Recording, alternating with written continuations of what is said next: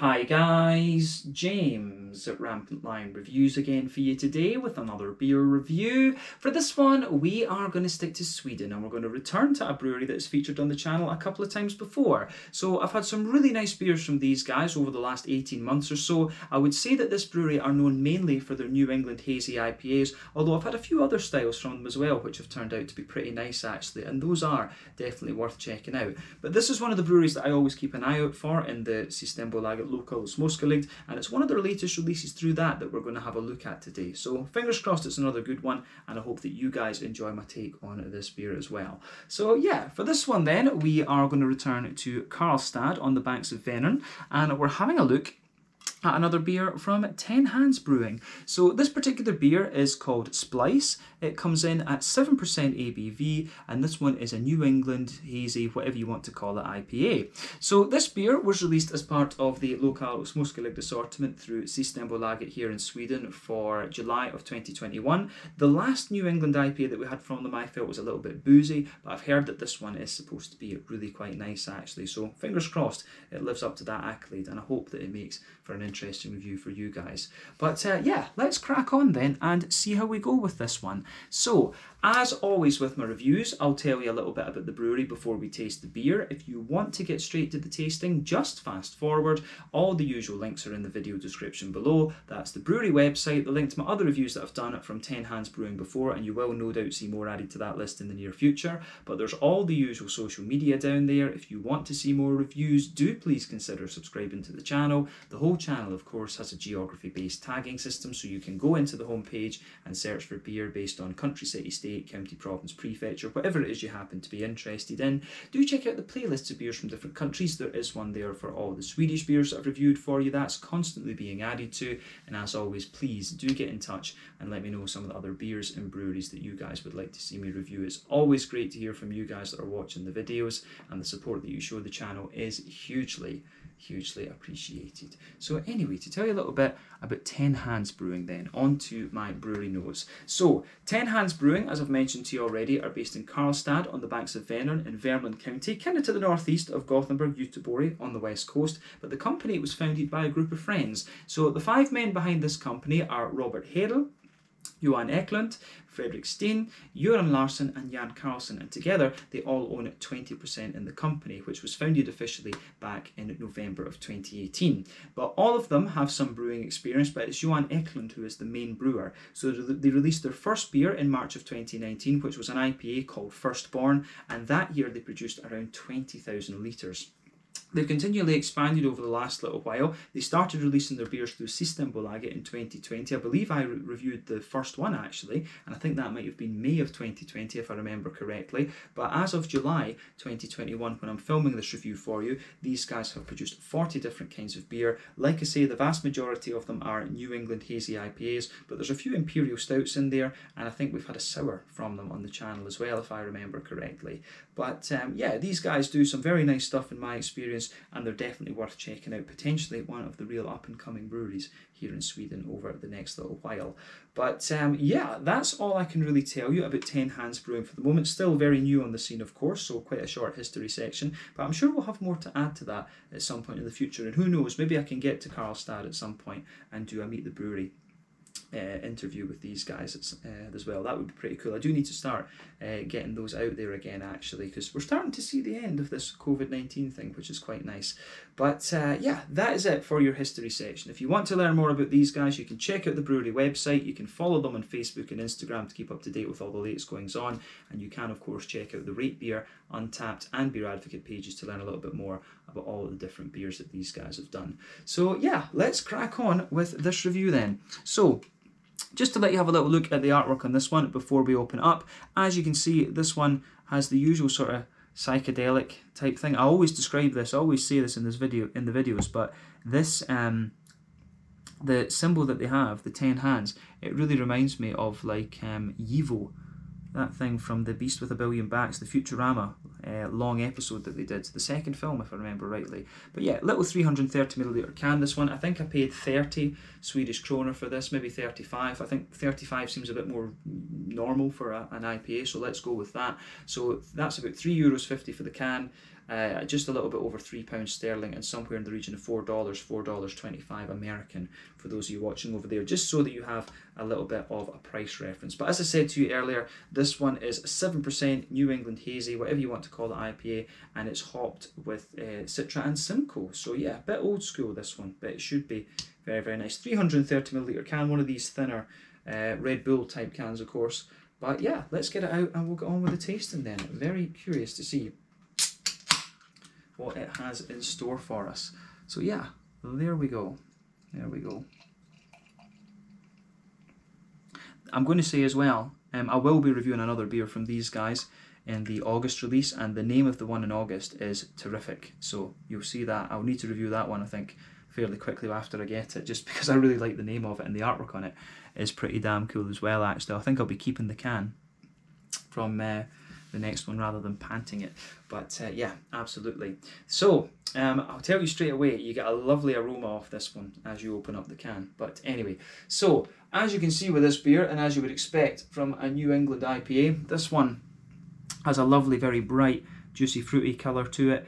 But yeah, you can see before the head disappears, it's poured with about a 2/3 finger of a frothy, I would say creamy coloured head. It is starting to fade away though, but I think that will hang around for quite a little bit. But you can see that the colour of this one, it's actually, to you guys, it's coming across as a very bright, sort of, very bright yellow. But to me, on the naked eye, it's a little bit kind of richer and darker in a sense. But yeah, if we're comparing this to fruit juices, it's a little bit like a kind of mango and pineapple juice type colour, this one. I always like comparing the New England IPAs to different fruit juices because that's what their colour really just reminds me of. But remember, colour of your beer, it depends on 1, type of malts that you use, that determines the magnitude of your colour. 2, length of your wort boil. The longer you boil the wort, the more the sugars caramelise, thus you get a darker colour of beer.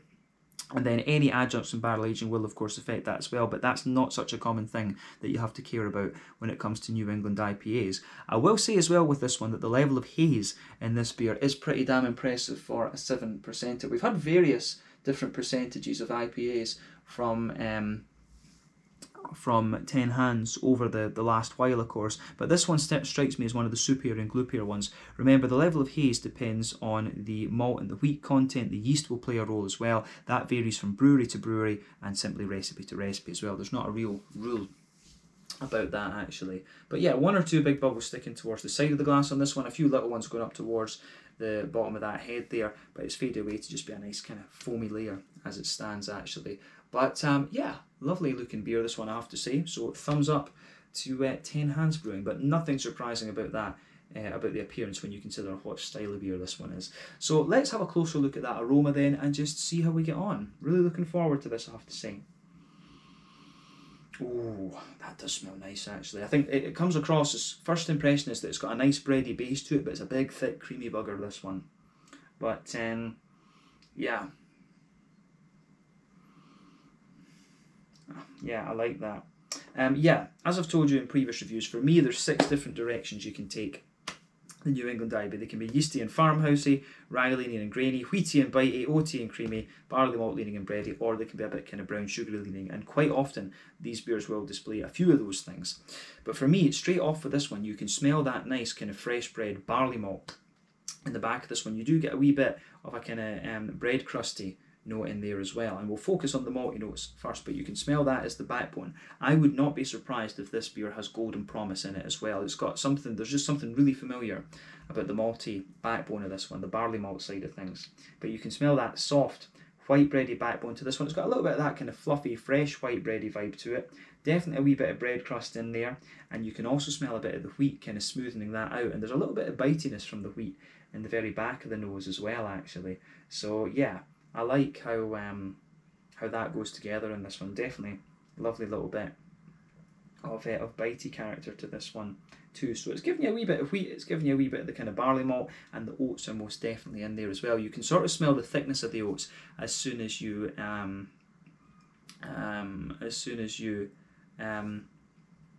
of take the aroma into this one. You can smell that big oaty kind of creamy sort of thing out of this one. So I like that, I really do. But on top of that, you certainly get a wee bit of sweetness out of it. You can smell a little bit of that kind of, Werther's Original type thing. That kind of butter candy, butterscotchy type thing. There's certainly a wee bit of that in this one. And I'm also getting, I'm also getting a nice little bit of, I'm also getting a nice little bit of a kind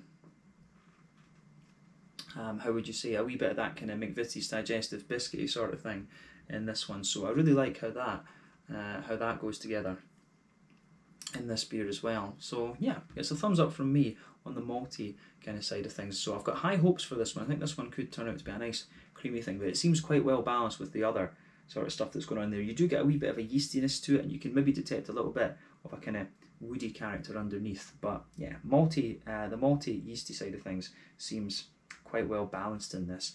But yeah, let's look at the green side of things and the hops. So definitely a wee tiny bit of earthiness on this one, but the green component I would say is quite potent in this one. So you certainly get a nice big floral aromaticity out of it. I wouldn't say it's spicy, there's a bit of depth to it, but it's really, really bright at the same time. So I really like that. So yeah, nice little bit of depth, a nice little bit of a kind of deep, how would you say, a nice little bit of a kind of deeper floral note to it. But as I say, it comes across as very, very bright in a sense. But remember, New England IPAs are dependent on late edition hops, you know, within the last half hour, and the dry hopping, as opposed to early edition hops. Early edition hops, of course, are the ones that give you the bitterness. And remember, a New England IPA will have a wort boil of like 60 to 90 minutes, something like that. But yeah, the aroma that comes out on the green side of things in this, as I say, is quite potent. There's a big citrusy, zesty kind of thing to it. Citra will be contributing to that, but we'll come to that in a second. But yeah, lovely bright green component to this one. As I say, big kind of bright floral notes out of this, and a lovely big kind of citrusy, zesty kind of thing. So yeah, I really like how this beer goes together in that sense. So yeah, the green component in this one is very, very nice actually. But yeah, on the fruity side of things then, I think we've covered the green component as much as we need to. But yeah, on the fruity side of things, it is kind of what you would expect if you know these hops. There's certainly a little bit of a kind of more pungent passion fruit in there. I do get a lot of big juicy mango. You can get a few pineapple-y notes, of course, and a little bit of the apricot. These kind of more complex things, of course, I think will be coming from the citra. But I think, you know, the backbone of the beer is a kind of more mellow passion fruit. But you can, in a way, you can kind of feel the passion fruit, and you can feel the softer passion fruit from the Simcoe and the big oily mango. They sort of come together almost and just give you a lovely big juicy character. But then, as I say, there's a wee bit of apricot and a bit of a more kind of pineapple-y note to this one. But yeah, a wee bit of the more pungent passion fruit from the citra in this one, definitely. But yeah, you've also got a nice little bit of a kind of citrusy, zesty sort of thing, like a lemon limey type quality to the beer as well. So I really like how that goes about its business in this one. So yeah, the aroma coming out of this one, I think, is very, very nice. So yeah, let's I think take a little bit of time, as I always say, to go over the aroma of the beer before you get stuck into it. But I think it's about time that we try this one. So let's have a go at it. This one is the Splice, a 7% New England IPA, hazy IPA, whatever you want to call it, from 10 Hands Brewing in Karlstad on the banks of Vänern in Värmland, up to the northwest of Gothenburg here in Sweden. Looking forward to this. Let's get stuck in. Slange, skål, and cheers.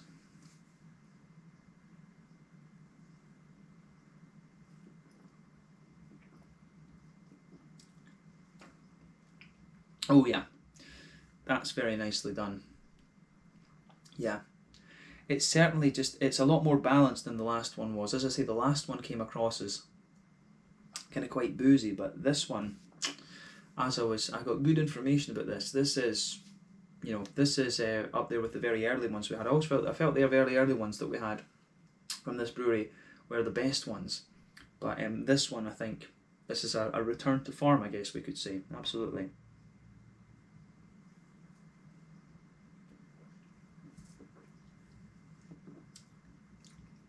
But yeah, this is lovely. First impression of this one is it's a little bit kind of silky, but it's got a lovely kind of slick, fruity, juicy character on top of it, which I certainly enjoy as well.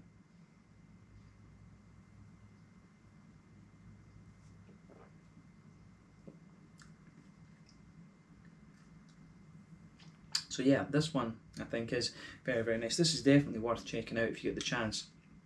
It's one of these ones that doesn't really do anything surprising for the style, but it's just very well crafted. And these days there's so many New England hazies out there that you can't really ask for much more than that. You know, it's all you can ask for is that the beer is well crafted, and that's what 10 Hands are giving you here. So yeah, that's it. Yeah, and would I drink this one again? Yeah, I would.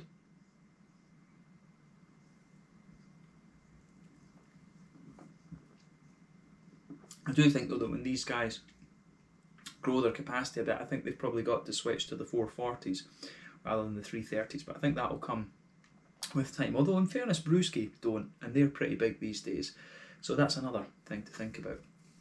Anyway, yeah, let's break down the flavour of this beer then and see how we go.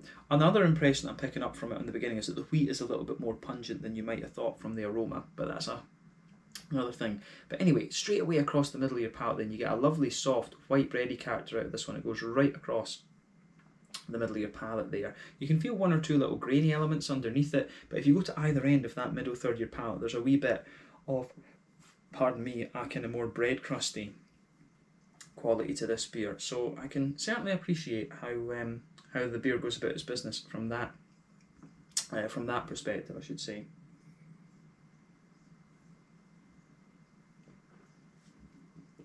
But yeah, otherwise, I think this one is just it's really very nicely executed. I think it, as I say, I think it goes about its business very, very nicely. So yeah, on top of that, of course, on top of that kind of soft white bready layer that it has, the bread isn't quite as fluffy as it came across as being in the aroma. It's actually a little bit kind of crisper in a sense, but sitting on top of that you can feel the wheaty layer sort of smoothing out a wee bit, but the wheat in this beer for me actually has a little bit of bite, and you can feel that spreading into the back third of your tongue, but we'll go there a little bit later on. So the beer actually has a little bit of a kind of more crisp backbone to it compared to what the aroma was having me believe. I mean, I could pick up these kind of things, but you do get that big oaty creaminess out of the beer, although it's not quite as prominent in the flavour as the aroma was giving you the impression that it would be. So that's interesting. But yeah, sitting on top of that kind of sort of wheaty bitey layer, if you like, you get the nice kind of oaty creaminess there. And if you go right down the middle line of your palate, you can feel the oats just kind of spreading out towards the extremities of the middle third of your palate. But on the on top of that as well, you get a little bit of the kind of brown sugary sort of thing. And as I say, I suspect there's a bit of golden promise in this. There's just something familiar about this, the flavour composition and this kind of thing. But yeah, I mean, in the middle of your palate, you get a nice little oval there, and you can feel there's a wee bit of a, you get that kind of butterscotchy, butter candy type thing out of the beer. If you go to the dead centre of your palate, you might get a wee bit of a kind of a more concentrated caramel, of course, but as you move further out from that, it definitely becomes more and more Werther's Original like, and then as you move to the extremities of the palate, it gets a little bit of a biscuity McVitie's Digestive sort of thing. So again, this is something that's quite standard in this style these days. I think the New England IPAs have gotten a little bit sweeter over the last kind of year or two, if you like, compared to the more old school Amazing Haze, Narangi and so on. So yeah, that's definitely something that's worth keeping in mind with this beer, absolutely.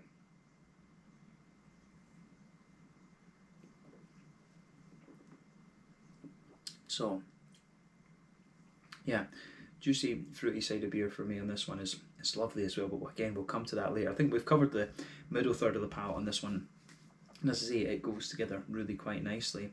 And yeah, it does. In fairness, one thing I would say about this beer as well is that it does get a little bit drier the further you go into the aftertaste, and you can feel that the oats come across as almost a little bit powdery in a sense. So that's interesting too. But yeah, let's focus on the back third of your palate then. So border region between middle third and back third of your palate. Again, you get a nice little bit of build up there, a wee bit of bread crust. Then as you move into that back third of your palate, you get a little bit more of you get a wee touch more of a kind of how would we say, you get a bit more of a kind of you get a bit more of a kind of wheaty bitiness towards the very back of the palate. As I would say, the breadiness isn't quite as prominent there, so you've got there's quite a big bitiness from the wheat in that back third of your palate. But on top of that, you can feel the more airy, yeasty component to the beer. So yeah, as I say, not so much white bread in that back third of your palate, but on top of that, kind of crisp, bitey, wheaty sort of thing. On top of that, you've got a more airy, yeasty type thing, and I like how that goes together. But starting from the back, starting from the back third of your palate, I can feel the flavour, the height of the flavour on this one. You can feel it's a little bit taller, but it condenses down. It condenses down as you go, as you come further forward, and as you move into that middle third of your palate, you can feel it just squashes down together, and you get the nice kind of condensed flavour in this one that shines through. But the malt base, I think, is quite nicely done. But like I say, it's quite a bitey, wheaty one. This, so if you like your if you like your trilliums, if you like your trilliums, you will enjoy this one actually. But let's focus on the hoppy side of the beer. So yeah, back corners of the palate, there's certainly a little bit, pardon me, of earthiness in there, and as you move further forward, there's not really a herbal quality. It actually switches to be quite deep and green rather quickly, but as you move further forward, it develops a little bit of a kind of spiciness, which I really enjoy, and then round the front curve of the palate, it's got a little bit of a lighter sort of citrusy, grassy kind of thing to it, and I really, again, enjoy that very much with this beer. So yeah, that's another nice thing about it. So yeah, nice grassy kind of element around the kind of front tip of your tongue, as I say, and then it really gets a wee bit more zesty the further you go into the aftertaste as well. But the deepness of the green components for me go together very, very nicely in this one. So a big thumbs up to 10 Hands Brewing once again for the green component in this beer. And it has got a wee bit of bitterness to it, but we'll come to that soon enough. So yeah, let's focus on the fruity side of things. So front third of your palate then, border region between front third and middle third of your palate, you get a nice little bit of a bready build up to it, which I think works very nicely. So you can feel a wee bit of bread crust and a wee bit of a bready build up. Then the base of that, the front third of your palate is a kind of softer, bready kind of thing. And again, I can really appreciate how that comes out of this one. I think the softer bready note really suits the fruity character in this beer. But if we go towards the back of that front third of your palate, you certainly get a little bit more of a kind of pungent passion fruit, I would say. You certainly get a wee bit of that out of this beer. Then as you move further forward, the passion fruit really mellows out a little bit, and this is the Simcoe, of course, that's doing that, and you can feel it mixing in with the big mango, the big juicy mango from the Citra, of course. And as you push forward towards that kind of middle point in the front third of your palate, it's certainly a little bit more kind of apricot-y and pineapple-y in a sense, and then that kind of pushes forward into that front half of the front third of your tongue. But just behind the front tip of your tongue almost, you get a little bit of a kind of lemony, limey note out of the beer. It gets a little bit more oily, and there's a wee bit of lime sitting on it, but then a wee bit more of a kind of lemony zest as well. So yeah, the complexities of the Citra are shown off in this one quite nicely, I would say, but it's almost like the Simcoe has a lovely kind of smoothening effect on the fruity side of this beer. So it's an age-old combination that we know works, and 10 Hands have used it to their advantage in this beer, absolutely. But yeah, fruity side of this one is very, very nice. But yeah, I think that's the flavour described quite succinctly, so we can round it off with the mouthfeel then. So overall, where would we say this beer is?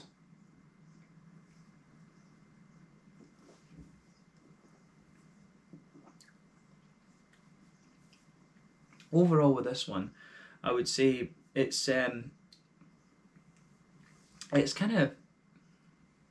mid-bodied, pushing a little bit higher than that, pushing towards the top end of mid-bodied. Carbonation is very smooth. The beer is creamy to a degree, but it's got a bit of wheaty bite, obviously, as we said, and it's got a wee bit of slickness to it. Actually, you really get that. This beer does thicken up a wee bit the more that you drink of it. So yeah, as I say, top end of mid-bodied I think is a good place to put this one, in a very, very smooth beer. But on the hoppy side of things then, as we say, I think the bitterness in this beer might be a little bit more. I think this might be a 40-ish, maybe even 50 IBU beer, because there is a wee bit of bitterness on the back part of the palate there. So I wouldn't be surprised if this one has a slightly higher IBU count than the standard 30, if you like. But across that middle third of your palate, you get a lovely, smooth kind of, as I say, you get that lovely white bready backbone to it, a little bit of a kind of bread crusty sort of thing, and you've also got the kind of grainy elements, lovely grainy elements to it as well. But yeah, on the fruity, on the kind of malty side of things, like I say, it's very layered, it's very smooth, and you've got a wee bit of sweetness on top of that. But the fruity side of this beer is really nicely done. It's a wee bit oily, but at the same time still quite juicy, and I think that kind of suits it down to the ground actually. So yeah, it does dry out a wee bit, this beer. As I say, the further you go into the aftertaste, you get a wee bit more of a kind of powdery, oaty sweetness to it. But again, it works. This is a beer that's just really well crafted, and this is kind of what I've come to expect of 10 Hands. So yeah. Return to form for them. As I say, the last one we had was a little touch boozy, but this one is very, very well done.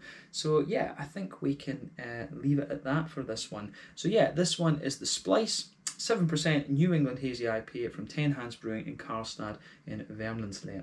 So yeah, I think we can leave it there for this one. Definitely check this beer out if you get the chance. And you know, have a couple of beers from this brewery, and you'll see they do vary it up with the New England IPAs. I would still love to see these guys do a West Coaster at some stage actually, but from what I understand that will be on the cards at some point.